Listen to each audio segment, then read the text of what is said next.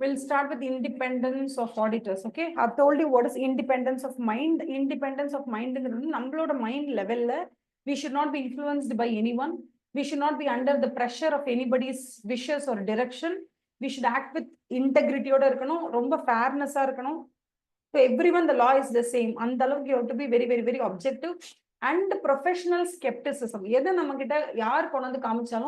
எடுத்த உடனே நம்பிடவும் கூடாது, எடுத்த உடனே நம்பாமையும் இருக்கக்கூடாது. You have to give them the benefit of doubt. You have to give them that questioning மைண்டோட இருக்கணும், பீங் அலர்ட். இதெல்லாம் இருந்தாதான் you're called as independence of mind அப்படின்னு நம்ம சொல்றோம். இண்டிபெண்டன்ஸ் அண்ட் அப்பியரன்ஸ் அப்படிங்கிறத உங்களுக்கு எக்ஸ்பிளைன் பண்ணிக்க. What is independence and appearance? நீங்க மைண்ட் லெவல் இண்டிபெண்டா இருந்தா மட்டும் பத்தாது, 4 பேர் பார்வையிலும் you should give an impression that you are independent. You should not be so close with the CEO. You should not go and keep on telling others that, okay, in the company product, you should not go on advocating their product. You have to maintain your dignity.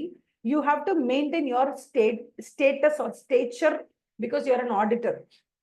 So you have to be very sure that not just in mindfulness, it is also in terms of பார்க்கும்போது கூட உங்களை யாருமே ஐயோ அந்த auditor பயங்கரப்பா யாரு கூட பேச மாட்டாரு, வந்தானே வேலையை பார்ப்ப டக்குன்னு வெளில போயிடுவார். That kind of impression you should give to others.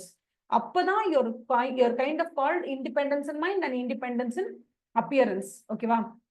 The relationship between the auditor and the client should be such that firstly he is himself satisfied about his independence, and secondly இங்க இருக்கு பாருங்க, இதுதான் actually independence in appearance. No unbiased person. வெளியில இருந்து பார்க்கக்கூடிய யாருமே உங்களை அப்படியே பயஸ்டா இவன் கண்டிப்பா ஆடிட்டர் அப்படிதான் அப்படிலாம் இல்ல. அன்பயஸ்டா நார்மலா யாராவது பார்த்தா கூட no unbiased person should be forced to conclude that on an objective assess நான் பண்ணா கூட எனக்கு எப்படி தோணக்கூடாது that there is likely to be a சம்பந்தம் between the auditor and the client. ஏதோ பிரச்சனை இருக்கு போல இருக்கே, ஏதோ ஒரு சம்பந்தம் இருக்கு போல இருக்கு, யாருக்கு ஆடிட்டருக்கும் இந்த கம்பெனிக்கும் ஏதோ ஒரு ரிலேஷன்ஷிப் இருக்கு போல இருக்கு, அதனாலதான் இவங்க இப்படி இருக்காங்க அப்படின்னு நினைக்கிற மாதிரி ஒரு அவங்க என்ன சொல்றாங்க, பாக்குறவங்கன்னு உனக்கு அகேன்ஸ்டா பாக்கல, ரொம்ப அன்பயஸ்டா பாக்குறாங்க.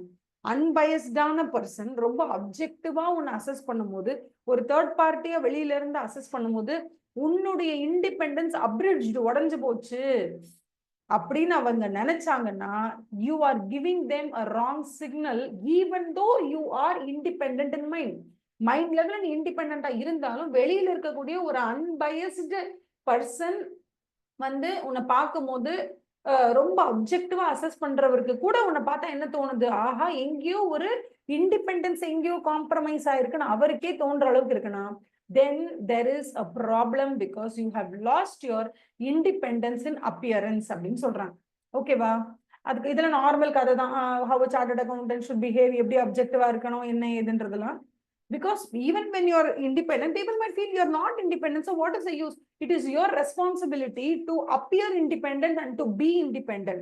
What is the use if you don't appear independent and if people start thinking that you are not independent, and even though if you do the work mindfully, வேற லெவல்ல கிடையாது, வேஸ்ட். அப்ப உங்களுக்கு என்ன வேலை? கிளையண்டோட உங்களுக்கு என்ன வேலை? போனோமா வேலையை முடிச்சுமா வெளில வந்துருங்க, அவ்வளவுதான். If he is your friend, உங்க கிளையண்ட் உங்களோட ஃப்ரெண்ட், நீங்க அங்க ஆடிட் பண்ண போறீங்க, don't go. அந்த மாதிரி என்கேஜ்மெண்ட் அக்செப்டே பண்ணாதீங்க அப்படி சொல்றாங்க. ஓகேவா? அதுக்கு அடுத்தது, அப்போ நம்ம ஒரு கிளைண்ட் அக்செப்ட் பண்றதுக்கு முன்னாடி நம்ம என்னெல்லாம் செக் பண்ணிக்கணும், எந்தெந்த மாதிரி கிளைண்ட் இருந்தா நம்ம உள்ளே போகக்கூடாது அப்படின்னு கேட்கறாங்க. நம்பர் 1, நீங்க அந்த கம்பெனில ஷேர் ஹோல்டரா இருக்கீங்களா? உங்க அப்பா அங்க சிஓவா இருக்காரா? உங்க தம்பி தான் அங்க இன்டர்னல் ஆடிட்டரா இருக்கானா? என்ன நடக்குது அங்க உள்ள? உங்களுடைய ஐயோ என் தம்பி, என் அண்ணன், என் வைஃபோட அண்ணனோட பையன் அங்க வேலை பார்க்கறான், இது மாதிரி உங்களுடைய சுயநலம், தட் இஸ் உங்களோட செல்ஃப் இன்ட்ரெஸ்ட், அததான் நீங்க மெயினா பாக்குற மாதிரி அந்த இடத்துல வருது. அதை தாண்டி உங்களால நியாயத்தை பார்க்க முடியலன்னா தயவு செஞ்சு அப்படி ஒரு அசைன்மெண்ட்டை எடுத்துக்காதீங்க.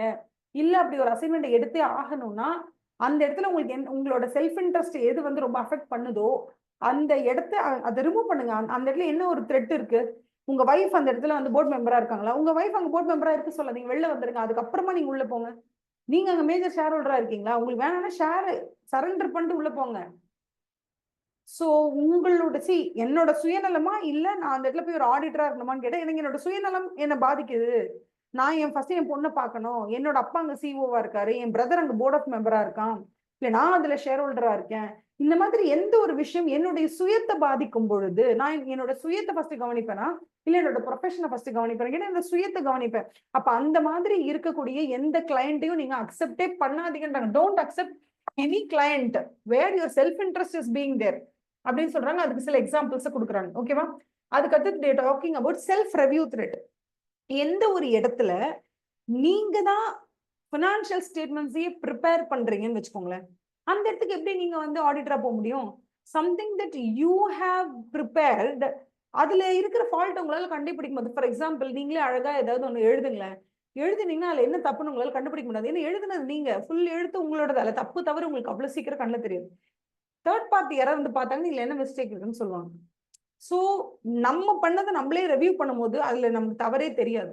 நம்ம பண்ணதை வெளியில இருக்கவங்க பார்த்தா தான் அதுல இருக்க தவறுகள் தெரியும். அதனால make sure that whenever you are taking some judgment, whenever you're taking இந்த பர்டிகுலர் என்கேஜ்மெண்ட்டுக்குள்ள நம்ம போகலாமா வேண்டாமா அப்படின்னு பார்க்கும்போது யோசிச்சு பாருங்க.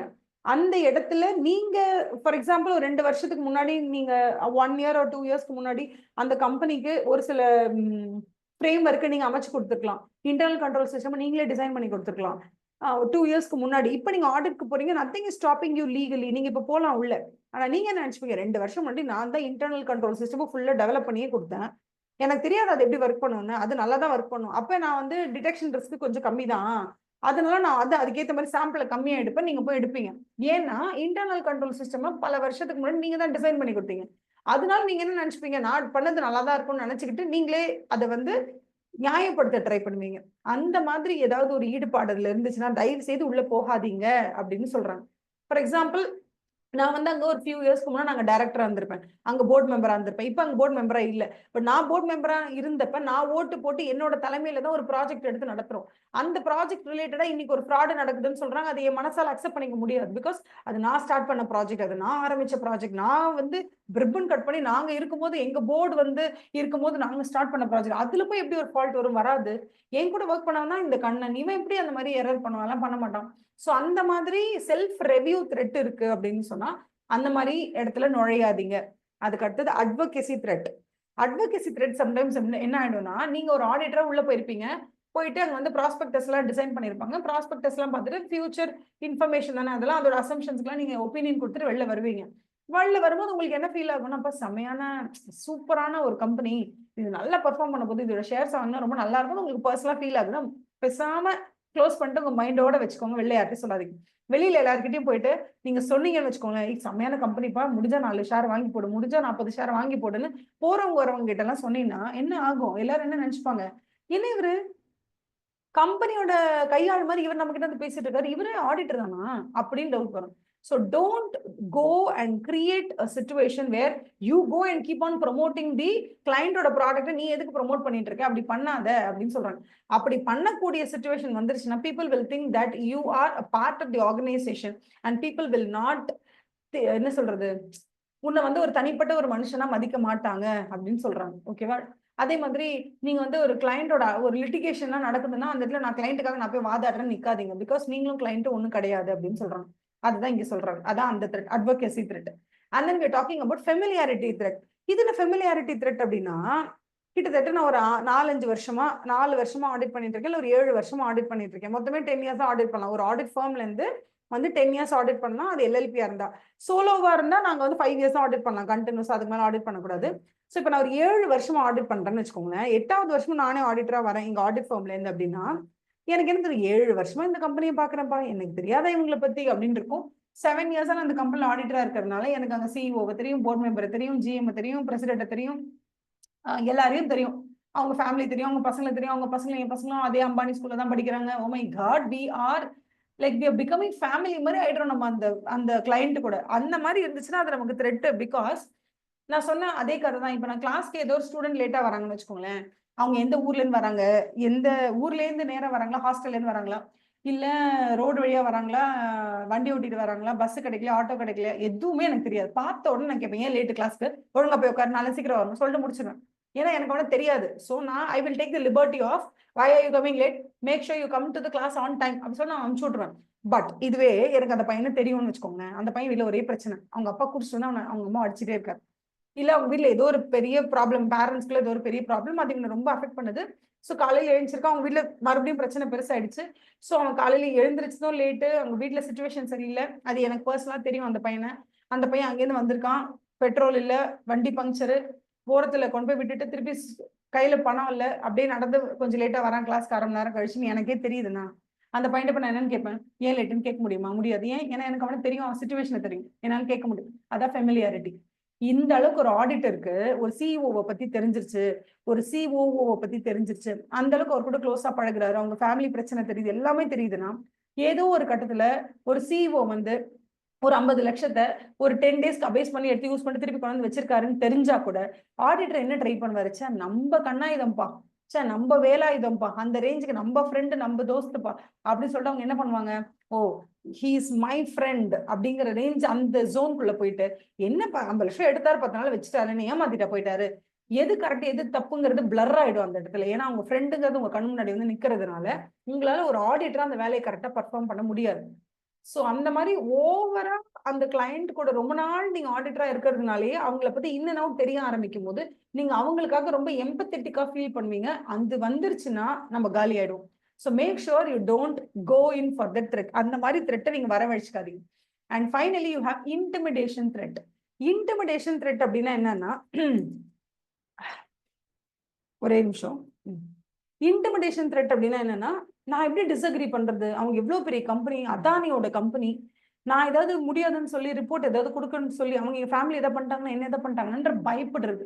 That is one thread. என்னென்னலாம் உங்களுக்கு த்ரெட் வரும் பாருங்க. நம்பர் 1, அவங்க வந்து இப்படி சரியா ஒர்க் பண்ணல, அப்படி சரியா ஒர்க் பண்ணல, நான் ஏதாவது சொல்லிட்டேன்னா, அவங்க எனக்கு ஆடிட் ஃபீஸ் லேட் ஆக்கிட்டாங்கன்னா, எனக்கு தரலன்னா, எனக்கு அடுத்த வருஷம் என்ன ஆடிட்டரா போட வேற யாராவது ஆடிட்டரா போட்டாங்கன்னா, நானே அவங்கள நம்பி தான் இருக்கேன். எனக்கே மொத்தம் 4 கிளைண்ட், அதுல இவங்க தான் இருக்கலே பல்கான கிளைண்ட். இவங்களோட ஃபீஸை வாங்கினா தான் என்னோட ஆடிட் அசிஸ்டன்ஸ்க்கு சம்பளமே கொடுக்க முடியும். அப்படிப்பட்ட ஒரு சிச்சுவேஷன்ல நான் இருக்கேன். அப்படி இருக்கும்போது நான் எப்படி வந்து இவங்களை பகைச்சிக்க முடியும்? அந்த அளவுக்கு நீங்க அவங்கள பார்த்து, அவங்களோட மெக்னானிமிட்டியை பார்த்து, அவங்களோட சைஸை பார்த்து நீங்க பயப்படுறீங்களா? That is intimidation threat. Familiarity.